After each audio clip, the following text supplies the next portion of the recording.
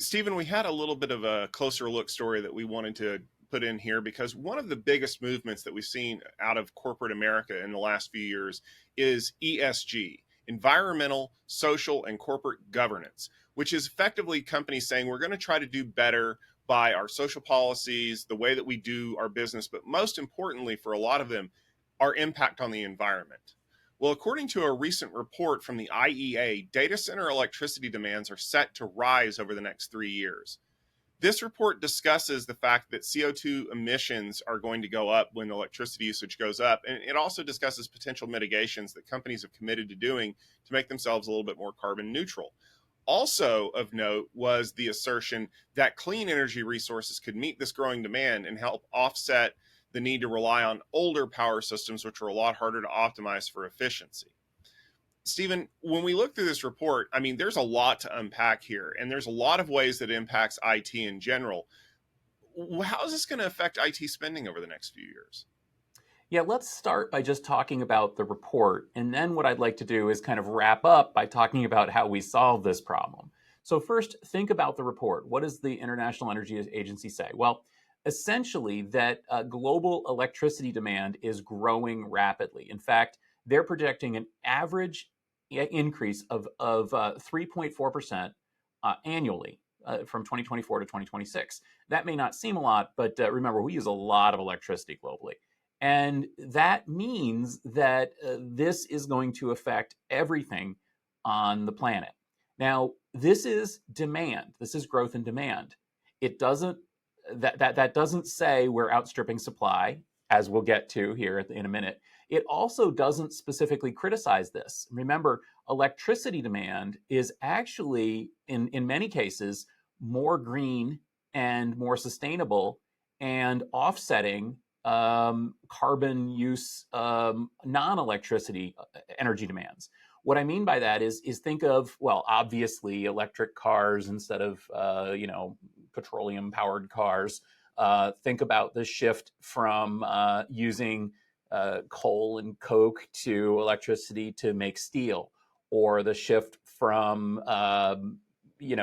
burning fossil fuels to using heat pumps to make heat or cooling. Essentially, we want global demand for electricity to grow. In fact, we want it to grow rapidly because that means that we are offsetting some of the more dangerous and dirty things that we really don't want as a society. So let's set that part aside. Yes, demand is growing. When it comes to where demand is growing, that's an interesting aspect too, because a lot of this increase is coming outside of the advanced economies and in what we would consider to be sort of the other or the rest of the world. So companies like China, which frankly is getting to be pretty advanced economy, India, same thing, Southeast Asia, but also places like Africa and South America, where the use of energy is growing as the economies overall are improving. And that's, again, probably a good thing on the whole for humanity. Another thing, of course, they do point out is, to my point about offsetting polluting sources, they're projecting that emissions are going to be reduced thanks to this, and that electricity prices probably won't rise because of other sources. So what this means overall for the world is actually not a bad thing. But Tom, let's zoom in a little bit and talk about what this means for data centers. Yeah, I mean, according to some analysts, data center power requirements are going to grow, like they're going to double over the next 3 years. And one of the things that I think about is what's being run in those data centers that's causing that to happen. Because we've seen this massive shift to the cloud, right? Everybody wants to move their stuff out of their local data center or their local colo and put it into the cloud. So that means that maybe we're reducing the power consumption of that local colo, but we're also making what's going on in the cloud a little bit more power intensive. All you've got to do is look at the explosion of AI over the last year. Think about it like this. Google runs these massive data centers with all of these rack scale things, and Facebook has all of this stuff, right? Well, how does a program like ChatGPT affect power output? because you're probably thinking to yourself, oh, well, AI really doesn't use that much more power. Well, it depends on which phase you're talking about, because when they're actually running that algorithm, they're doing a lot of processing. They are burning a lot of CPU cycles. Maybe once that pass is made, it's a little bit easier to query the database or the model or whatever. But you've got to take the impact of the whole thing. It's like people who say that, maybe this particular energy saving method is on the surface a lot more environmentally friendly, but when you look at the way that it's processed before it actually is delivered, it has a lot bigger impact. Those are the things that we really have to think about. And I think that as cloud data centers become more capable and we're able to more fully utilize them, I think overall the power consumption for data centers is going to go up, because now it's like, think about any car that you've ever owned. It's like, if the speedometer goes to 110, I'm going to drive at 110 at least one or two times, right? Just to prove that I can do it. Doesn't mean that I'm always going to do it that way. So when we look at a lot of companies that you and I have talked to over the last, several years, when they're talking about, reducing the per drive power consumption, or talking about things like a deeper sleep mode for devices so that they can really power them down, so that when they're being used, obviously they're drawing power, but when they're not being used, they are effectively kind of silent. Because anyone who's ever built a computer knows that, like, GPUs are power hungry. Like, even in my little computer here with a GPU that's a few years old, I'm still pulling 600 or 700 watts. Think about something like, I don't know, like a B100 card. That thing's probably pulling 1,000 watts, if not more, times how many cards are in that rack, times how many racks are in that data center. And of course, analyst reports are going to look at the sum total of that power. But you and I would look at it and say, well, when it's running like 1,000 watts. But when it's not running, it's at 0 watts or like 1 watt. So the average is a little bit better, which helps that ESG report that the company is going to be putting out. I mean, Stephen, do you see it that way? Do you think that data centers need to get better about, being efficient in their utilization, but also finding ways to drastically reduce the power costs when they're not being used? Well, certainly one of the nicest things about cloud computing is that it can optimize the usage of assets that we have. And that is inherently green. In other words, if instead of having a bunch of servers sitting idle, we can have a different tenant, a different customer using those servers, then that's better than just manufacturing more servers that are going to sit idle. So I think inherently, cloud computing is more efficient in terms of utilization of resources. But we have to get back to what economists call Jevons paradox.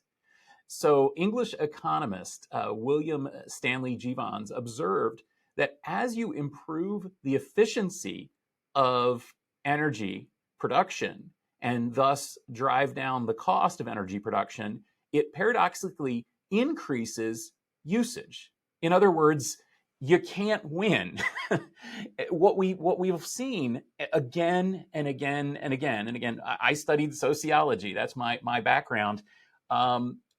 When you improve things, it automatically drives more demand. So to your point, if cars are capable of driving faster, people will tend to drive faster as long as it's not, challenging to them. In storage, I have a laughingly called Foskett's law, which is that your use of storage increases to take up all available capacity. Essentially, if you have a resource, you're gonna use it, and that has some pretty ominous overtones when we think about things like cloud computing and artificial intelligence.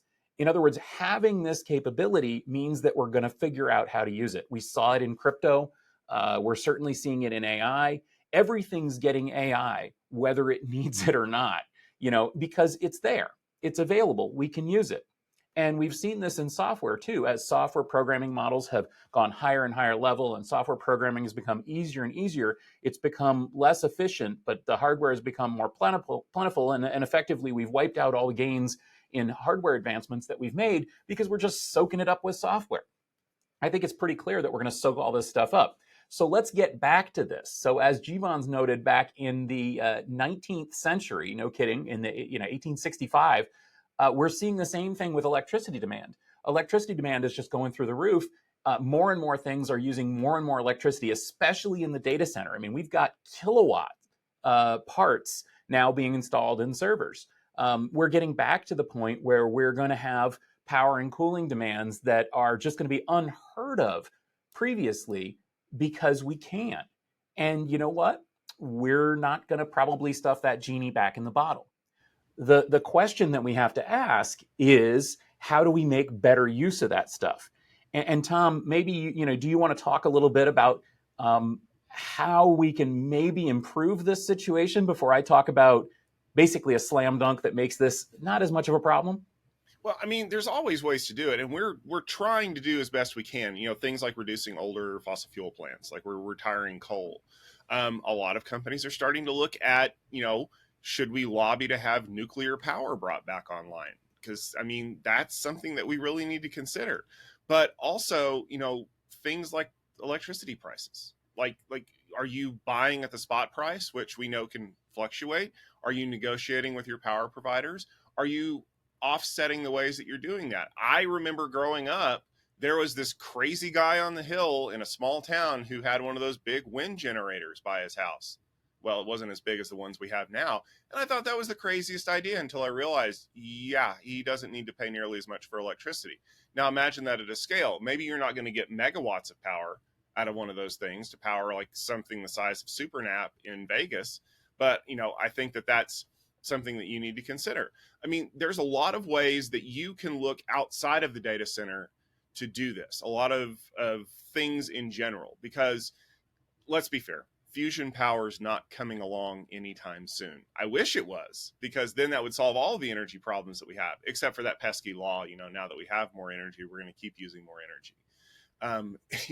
We need to look at, prioritizing clean energy. We need to make that worth the while of the people who are investing in it, whether it's solar or wind or all these other stuff. And quite honestly, we need to be realistic about our usage of those devices, because if we just have them sitting there powered on, we're drawing power that we don't need to use. But Stephen, what's the slam dunk that would really fix all of these problems? The slam dunk that fixes all these problems is something called solar. Now, those of you who are listening, I imagine some of you probably just groaned, but bear with me. So, as you know, solar panels have been improving radically over the year, and to the point that photovoltaic solar panels today are so cheap that it is cheaper to buy, provision, permit, and install a field full of solar panels to generate the same amount of electricity than it is to literally just pump natural gas into an existing natural gas fired plant to generate that same amount of electricity. It is that cheap already.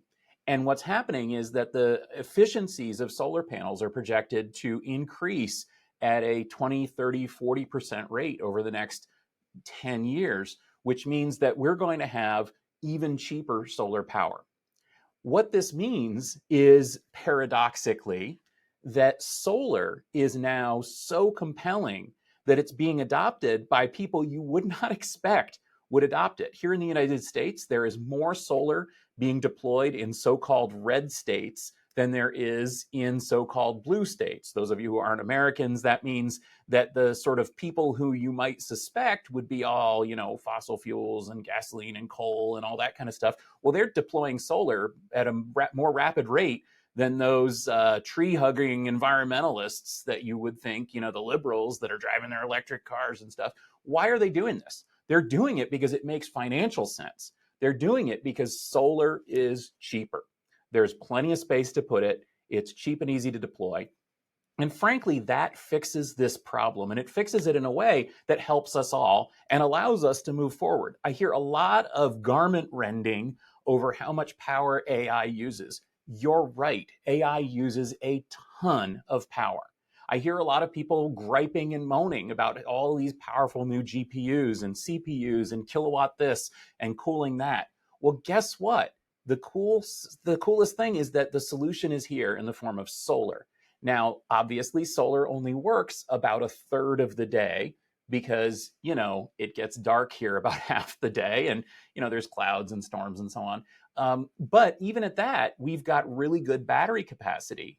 Batteries are being deployed at massive scale. Battery technology is improving. People may gripe that it's not, but it so is if you do the research. What you'll find is that battery power has improved to such an extent that it is now affordable to deploy enough battery capacity to collect that third of a day of sunlight and power something all day long, all night long, with renewable energy. And guess what? It's here, it works, and it's already cost competitive, and it will become much, much more than cost competitive in the future. So I agree with this report. I agree with those of you who say that this stuff uses a lot of power, but I want to posit that maybe that's not the problem you think it is. Yeah. And overall, I mean, we're aware of it. This isn't a situation that's going to grow out of control. We know that we need to be better. And so we're going to constantly be looking for ways to be better, whether it's charging an electric car or running an AI algorithm or being able to order a peanut butter and jelly sandwich from a delivery system, which, by the way, you should because it's National Peanut Butter